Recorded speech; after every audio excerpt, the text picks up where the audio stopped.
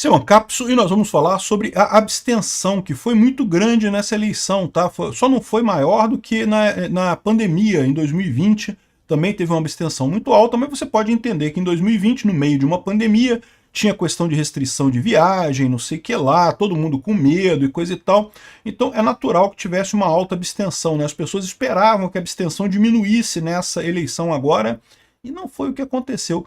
Por que a abstenção está tão alta e qual o risco que isso traz para a gente? Vamos entender esse assunto aqui. Essa notícia foi sugerida por Moqueca é capixaba, o resto é peixada, vai piorar muito antes de piorar ainda mais, e várias outras pessoas. Obrigado aí ao pessoal que sugeriu notícias lá no nosso site, no visãolibertaria.com, e obrigado a você que está assistindo o nosso vídeo. Se você gosta do nosso conteúdo, por favor, deixe o seu like e se inscreva aqui no canal, né? Pois bem, o pessoal do TSE está abismado aqui que a abstenção no segundo turno ficou em 29,26%. Um terço quase dos brasileiros simplesmente cagaram para a eleição, nem foram votar. Aqui está um gráfico da abstenção no Brasil aí ao longo dos anos, né? Nas eleições para prefeito, isso daqui, né? Então, você pode ver aqui que vinha na faixa de 15%, ela vem crescendo, tá? Ela já vem crescendo naturalmente aqui, ó. Já vem crescendo. Aí, quando chegou em 2020 aqui, olha só, deu um salto. Mas 2020 você pode entender que pandemia, né? O pessoal com medo da doença, ninguém queria pegar a doença, teve toda aquela confusão, tinha restrição para viajar, enfim, tinha um monte de merda.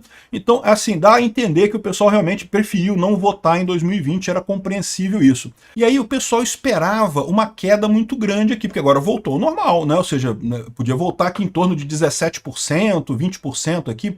Outra coisa curiosa, só um parênteses aqui, repara que o primeiro turno a abstenção é menor do que no segundo turno, eu vou explicar para vocês por quê. Mas enfim, esperava-se uma queda grande, e não teve queda, continuou mais ou menos a mesma coisa que tinha ali, né? E por que será isso, né? O TSE falou que vai fazer um estudo, aqui ó, Carmen Lúcia disse que vai fazer um estudo para entender por que quase por 30% dos eleitores não compareceram às urnas e não sei o que lá e coisa e tal. Eu tenho uma suspeita, tá? Eu tenho uma suspeita do que é isso. O fato é o seguinte, o pessoal tem essa ideia de que no Brasil o voto é obrigatório, mas se você prestar atenção mesmo, não é obrigatório, tá? A multa para quem não votar é de R$ 3,00, R$ 3,50.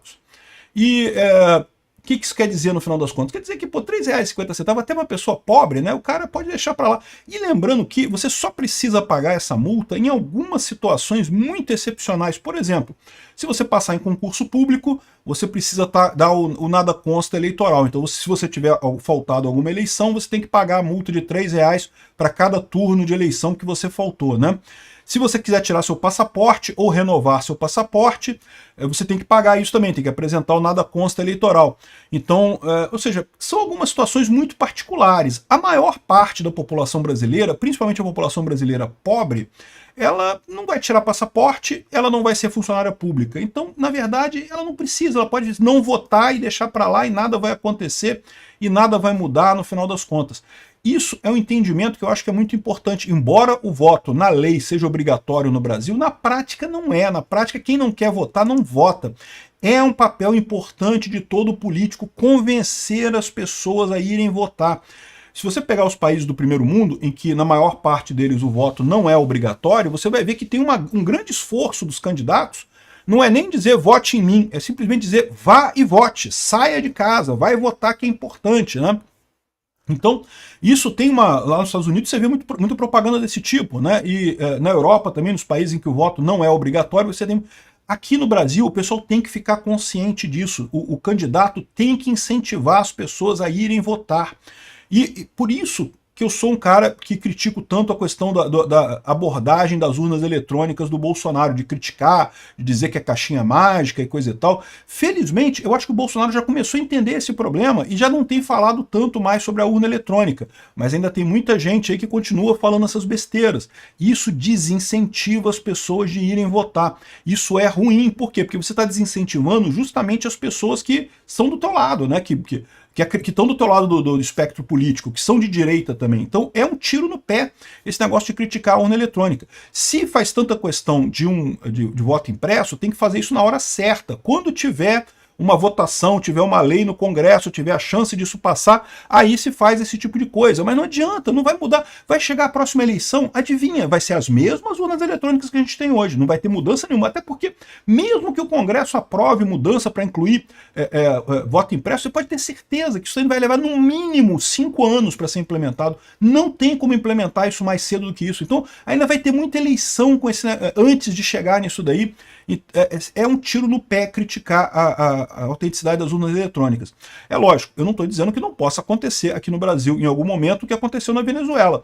Mas repara como o que aconteceu na Venezuela ficou explícita a ladroagem, ficou explícita a fraude. Aqui em 2022 teve muita coisa estranha, teve número estranho e coisa, teve, mas não teve nada explícito, não teve nada que você pudesse olhar e falar que isso aqui foi fraude com certeza. Na Venezuela tem uma diferença. Criticar o sistema sem ter uma coisa dessa, você está desincentivando o seu eleitor a votar e está prejudicando a coisa. Quer ver uma outra coisa que eu acho que é muito importante notar aqui? Ó? Por que você acha que tem menos abstenção no primeiro turno do que no segundo turno? Repara aqui, ó.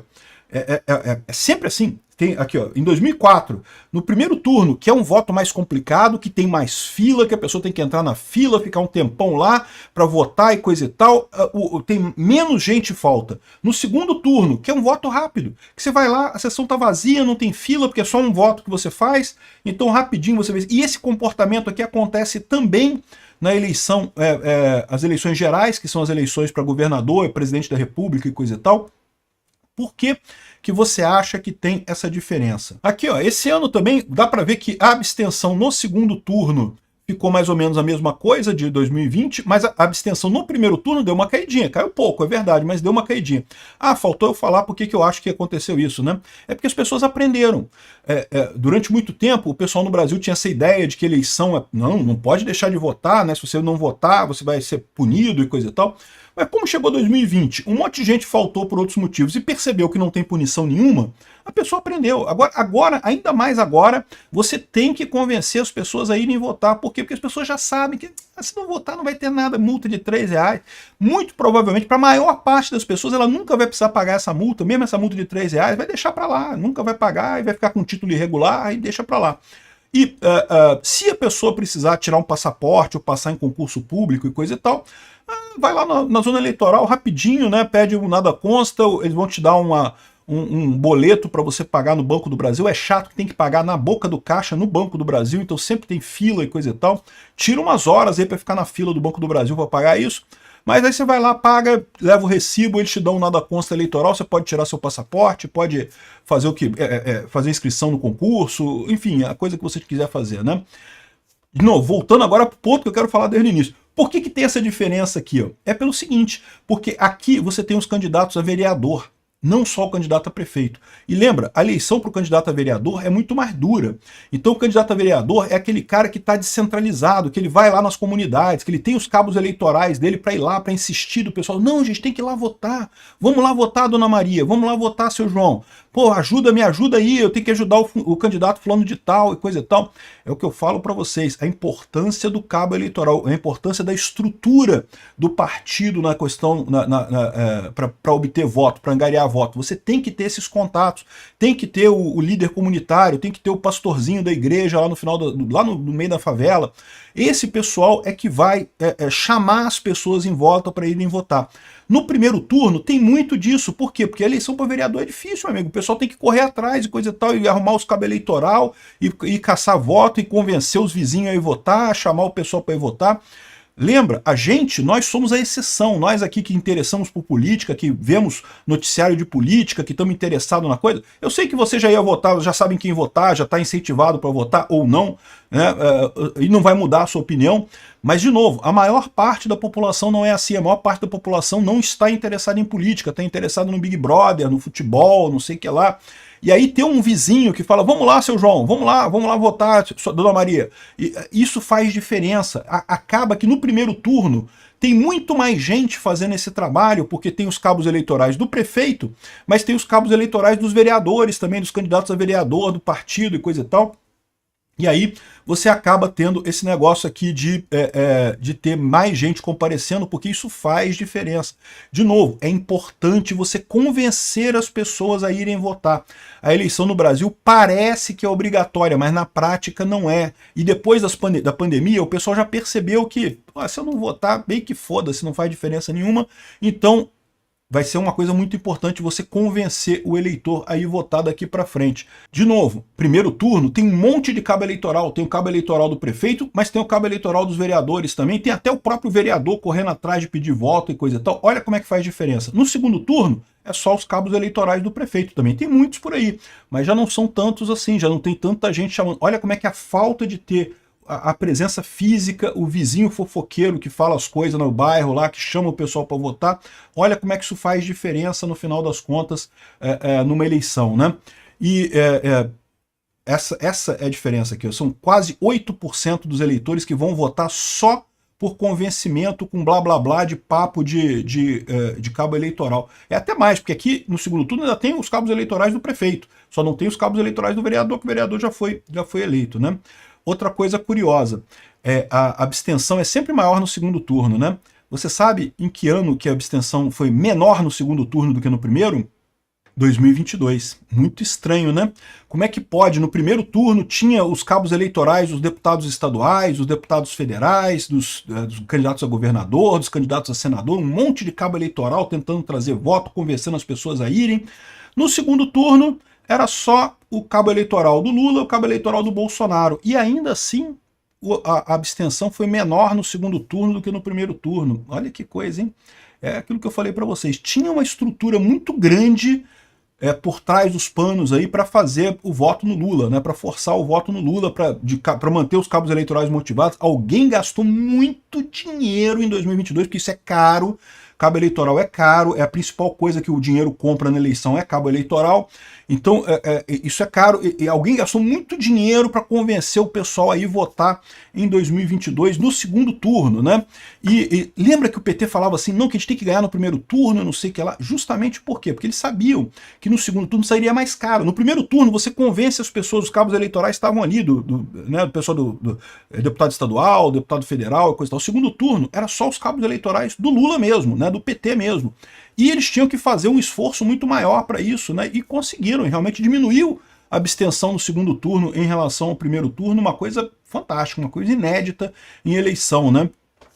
Justamente por conta dessa mobilização muito grande. E, de novo, a mobilização ela pode ser legítima, né? Se foi isso, você pagou o cabo eleitoral e o cabo eleitoral convenceu o eleitor a ir votar. Isso é legítimo, não tem nada de errado nisso daí, né? A grande dúvida que fica teve um passo a mais? Teve também pagar dinheiro para o eleitor? Teve o cabo eleitoral comprando votos? Aí eu não sei se teve, mas existe uma possibilidade de ter tido.